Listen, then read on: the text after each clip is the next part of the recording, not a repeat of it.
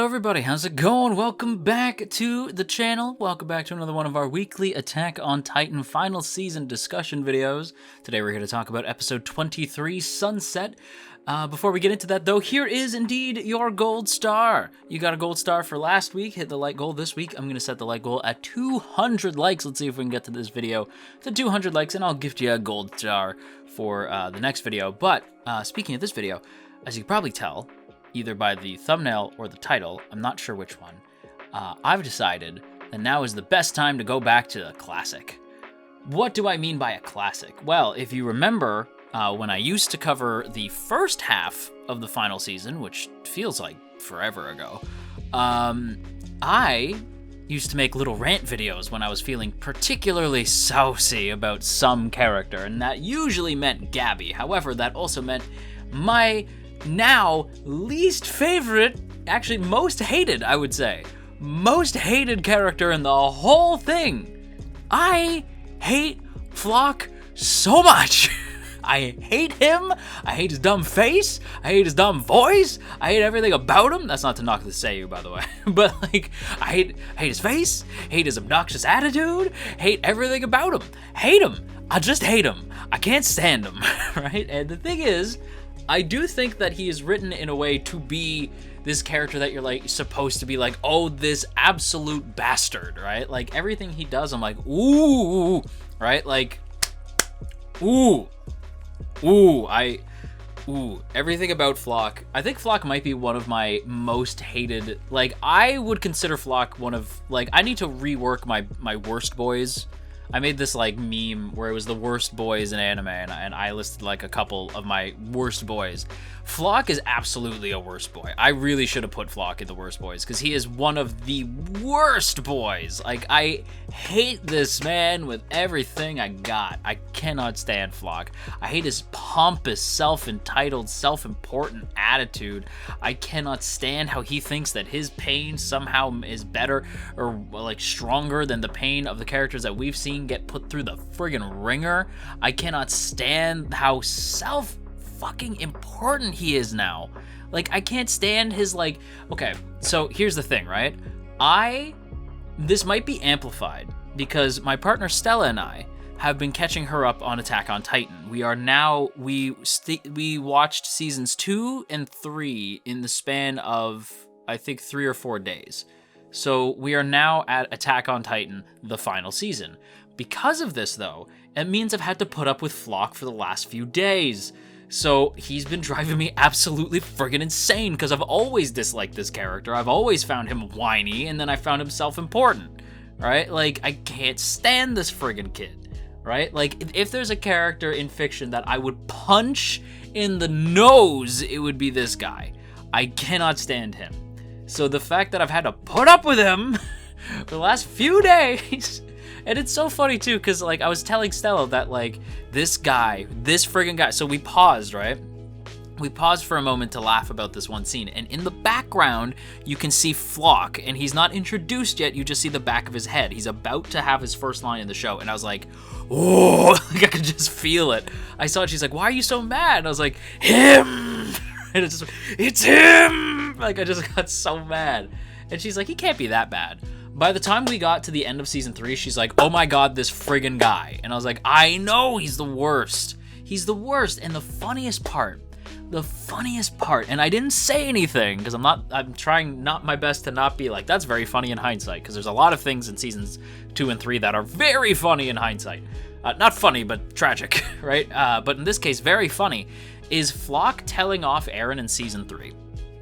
At the end of season 3, where Floch's like, Eren, you're entitled. Eren, you're a snob. Everything's about you. Blah, blah, blah. That's fucking rich, bro. That's hilarious coming from you. Since you've been slobbering all over my boy Eren's knob for the last, like, 23 episodes. That is hilarious coming from you, guy. Like, that is so funny, my boy Floch. That is cute, my dude. That is cute. Let me ask something, man. How is riding Eren's D? How's that going for you? Because let me tell you something. Eren's not gonna give a shit about you, Floch. I hope and pray that it's Eren who kills Floch. Because I just know Isayama's not gonna be that much of a dick and not let Floch die a horribly embarrassing death. I need Floch to die the worst. I hope Aaron's the one who kills him. I really do. Because Aaron doesn't give a shit about Floch. Why would Aaron give a shit about Floch? Aaron doesn't like Floch. Floch was a shithead to him this whole time. Floch means nothing to Aaron. I don't even want to hear anybody try to convince me otherwise.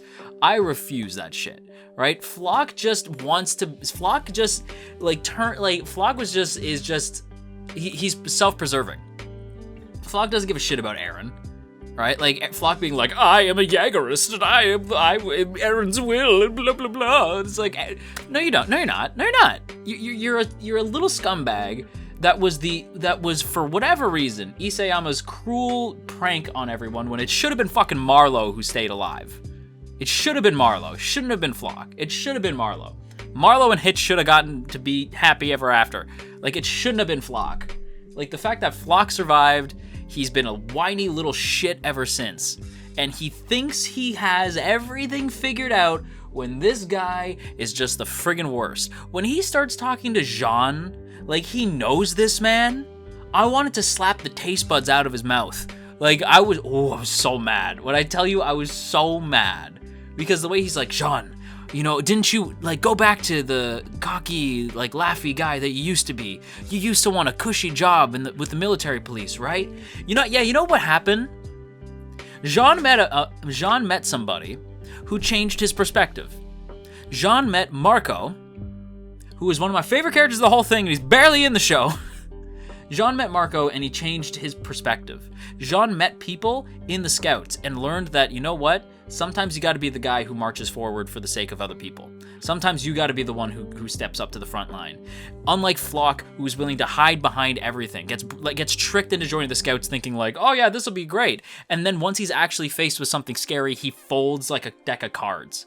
Floch is a bastard. And like him talking to Jean like he knew him, or like, ever since we survived hell that day. You had one experience, horribly traumatic, but you had one brush with death, Floch, this whole fucking time. Jean's put up with so much bullshit this entire time. Do not speak to my boy like you know him. Do not speak to Mikasa like you know her. Do not speak as though you're best buddies with Eren and all this dumb shit. You are going, like, to quote Goku, you're gonna die. That's what's gonna happen, Floch. You're gonna die. I don't know how. I have yet to be told how Floch dies. Because I refuse to believe that he's not gonna die. He's gonna die. I know he is. I feel it in my bones. Like how cocky he's been written, with how obnoxious he is. I can pretty much guarantee his death is going to be the stuff of legend, right? It at least had fucking better be at this point, because I've never wanted to punch a character so hard in the mouth. Like, I've never wanted to just pound somebody into fucking dust with both fists. Like, just destroy this character, right? Like, I cannot stand this friggin' guy. Keep in mind, too, I'm a toothpick, so Floch would probably flip me over his head, right? But I'm still just saying I've never wanted to punch a character so bad that I have Floch. I would kick Floch square in the nuts repeatedly and laugh while I did it. You know, I hope that Floch steps on a piece of Lego. I hope that every time Floch goes to take time off work, every time his boss tells him that he just can't do it, every time Floch wants to book a Friday off, just can't be done. I hope that every time Floch goes to get his favorite meal from his favorite store, it's sold out. I genuinely hope that every time that this man goes on a date, he gets stood up. I hope that every time he goes to get some milk, it's expired. I hope that all of his cereal is dry, and I hope that every time he actually does get a day off work, it fucking rains. I hope the worst for this man. I genuinely do. I cannot stand him. I hate him. And I hope he dies soon. Anyway, so there's other things that happened. There's other things that happened in this episode. Thank you for sitting through that rant. I had it in my heart, man. I had to get it out of my system. I'm sure there's people who are big like Floch stans, and if you are, ew. listen, like I've said before, your opinions on fictional characters and fictional stories and whatever, that's up to you, right? You may like and dislike whoever and whatever the hell you feel like. Me personally, I can't stand him, And if you are a fan of his, I at least hope that my hatred was funny to listen to. Because, like, but if you're like me, I hope it was fucking cathartic. Because I was so mad.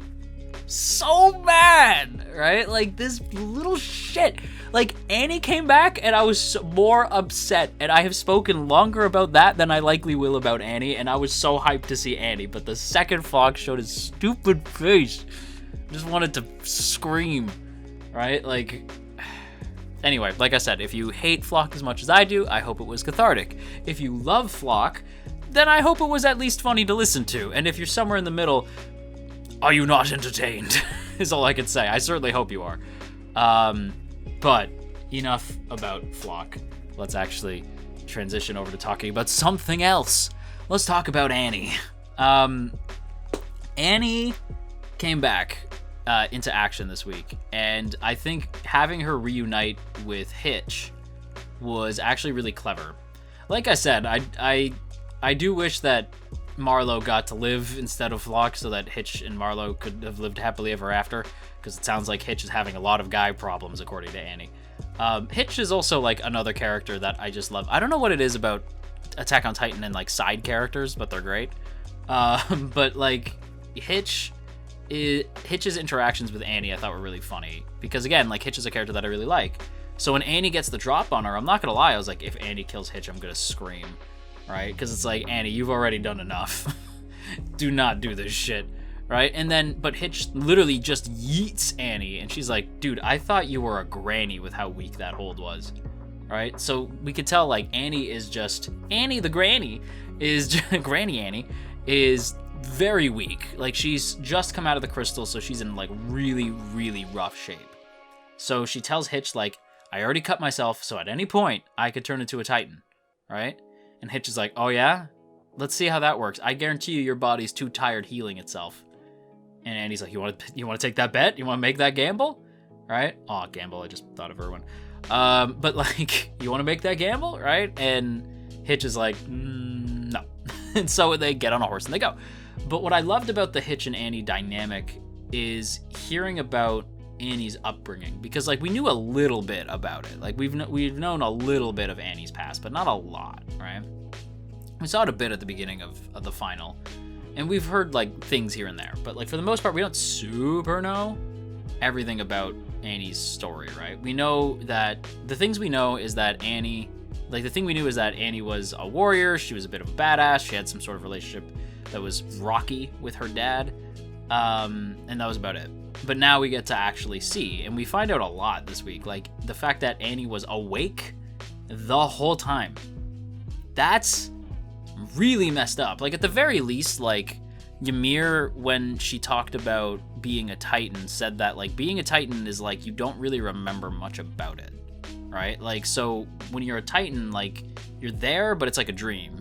And Annie does say, like, it was like being in a nightmare. Right? So, like, she was in the dark, like, pitch dark, but she could occasionally hear distant voices.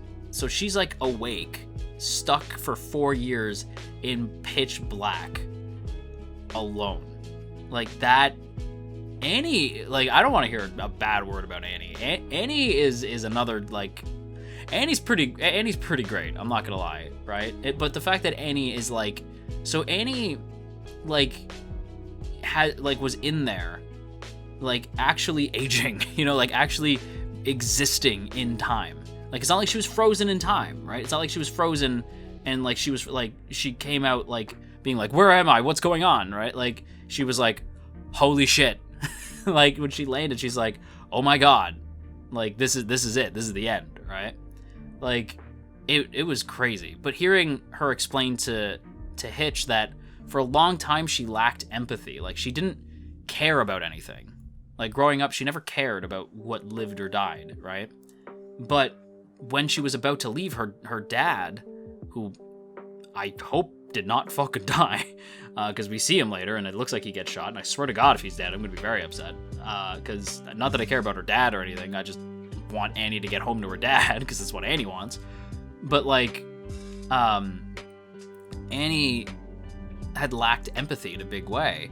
until the day that her dad broke down crying and said, like, forget about being an honorary Marleyan, forget about being a warrior, you just come home, okay? Like, no matter what happens, you come back, okay? Like, you come home. You're my daughter, and I care about you. You come home, right? And she's like, okay, I promise. Like, I promise I'll come home. And they were going to have a father-daughter dynamic, and it never got to happen. And I want Annie to be able to get back to her dad and have that moment. And I really hope she gets to do that. And even Hitch seems to feel the same way. Like, Hitch is like, that sucks. I do love that Hitch is like, wait, are you telling me your backstory? Right? Like, when they're riding, it's like, and then Annie's just like, listen, man, like, I had to put up with you and Armin blabbing my ear off. Like, you could at least hear me out. And Hitch is like, yeah, I guess so. Like, I thought that was really funny. I do like their dynamic a lot. But yeah, I hope that Annie gets back to her dad. Because I do think Annie's really cool. I'm not gonna lie, the character that I want to see Annie interact with the most is Armin. Because I always kind of thought that Armin and Annie had, like, a thing, right? Like, do you remember, like, back in season 1, I was like, I kind of, like, to me, that's why the Armin betrayal hurt so much, right? Like, when Annie starts laughing and just looks at Armin like, you little bastard, you know, like, you betrayed me, right? Like, and Annie could have killed Armin and never did, you know? Like, I do think that might be a little something there. Might be a little less something now that, you know, she knows that Armin killed Bert. So there's that. But, like, screw Bert. I will say rewatching the show made me like Bert a little bit more. Bert used to be a character that I hated. Now I'm indifferent to Bert. But I was like, screw Bert, right? Like, Bert was boring. But, like, Armin's way better. Pick Armin, Annie. But yeah, anyway, I hope that we get to see those two interact at some point. And I hope Hitch does not die on the trip with Annie, because who the hell knows where those two are going. But speaking of like, where people are going, we do get, like, some fallout that I'll talk about briefly, because I don't have a whole lot to say. But I will say that Armin is not doing good. Armin's in a bad place mentally, because Armin basically tells Mikasa, like, we don't really have a choice. Like, I have to go save Falco, right? And Mikasa's like, what are you gonna tell Connie? Like, you're gonna tell Connie that he can't save his mom?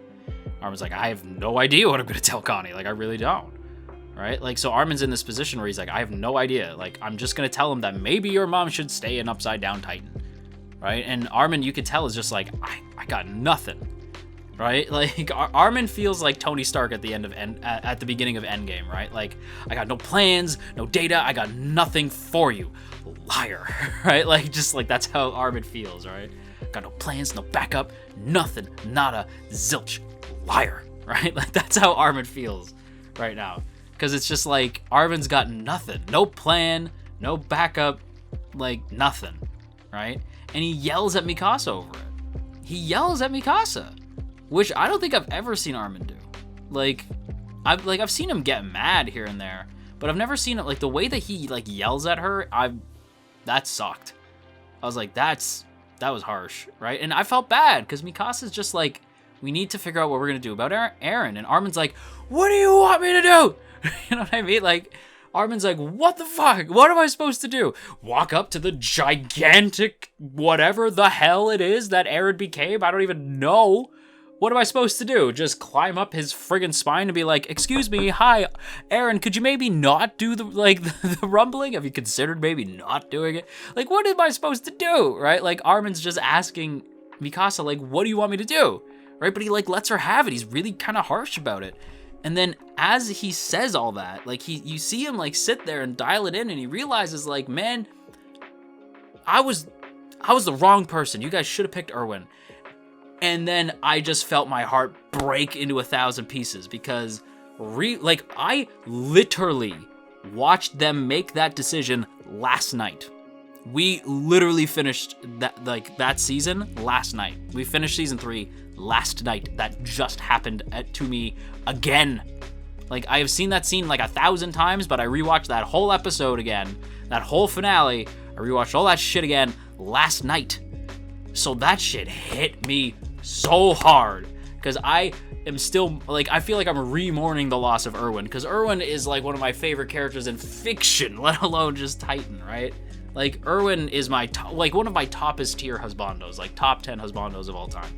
Friggin' love Erwin, right? But Armin, that's like one of my anime sons. You know, I am like eternally proud of that boy, right? So I'm like, Armin, you make me and your father very proud. You make me and your father Erwin very proud, and your other father, like Levi as well. The three of us are very proud of you.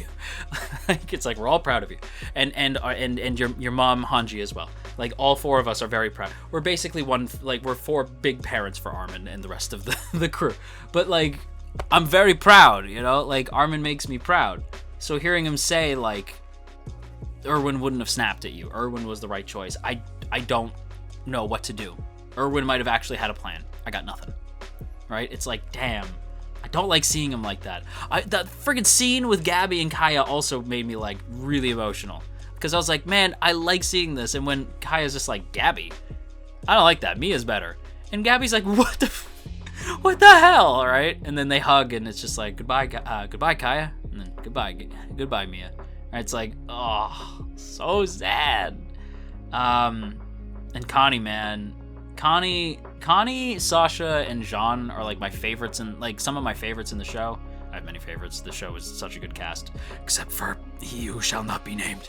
But like, I'm not gonna lie, like those three always felt like the audience surrogate, you know?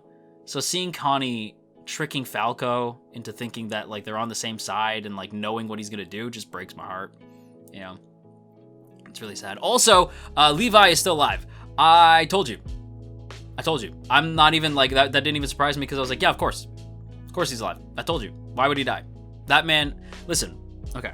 Listen. Levi is also my husbando. Again, toppest tier husbando material. He made a promise. I don't care what happens next. I don't care how it happens. He made a promise. I need Zeke's head on a spike. Like, okay? Now listen, I say that as somebody who loves Zeke, right? I love Zeke. But a promise was made to a great man, and a promise must be fulfilled. That's all I'm gonna say. In general, screw Floch. Thanks for watching.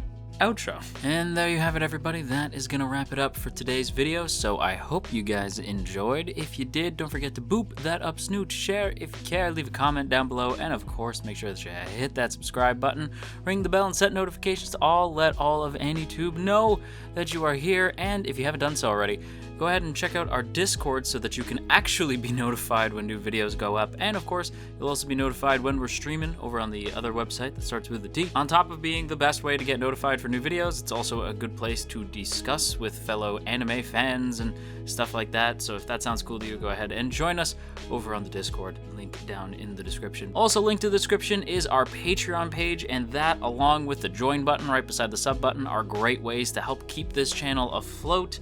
You will find our Patreon page for as little as $1. You can help keep this channel running.